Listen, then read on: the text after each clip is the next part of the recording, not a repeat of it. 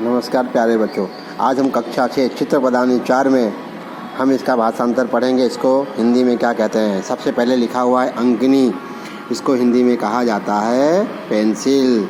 दूसरा शब्द है ग्रंथा, इसको कहते हैं हिंदी में ग्रंथ। क्या कहते हैं? ग्रंथ। भगवत गीता यह हमारा ग्रंथ है। तीसरा आभूषणम, आभूषण का अर्थ होता है, हिंदी अर्थ होता है गहना। क्या होता है बच्चों? गहना। इसके बाद चौथा आता है करदीपा। करदीपा को क्या कहते हैं हिंदी में? टॉर्च। क्या कहते हैं? टॉर्च। पांचवा आता है चमसह। क्या आता है? चमसा। इसको हिंदी में क्या कहते हैं बेटा?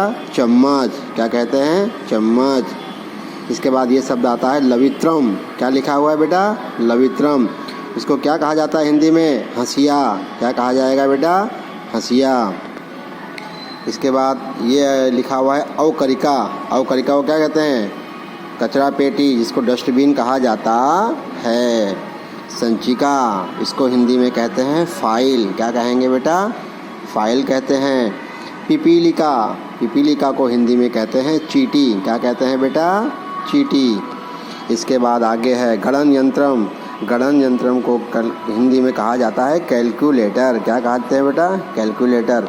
इसके बाद द्रोणी, द्रोणी को हिंदी में कहा जाता है डोल अथवा बाल्टी। क्या कहा जाता है बेटा? बाल्टी। और इसके बाद अंत में है पिज्जा। पिज्जा मतलब होता है बटन, स्विच, इसको कहा जाता है।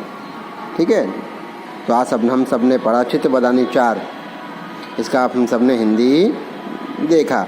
आप सभी को संस्कृत शब्द के दिए हुए शब्दों को लिख करके इसका हिंदी में लिखना है। धन्यवाद।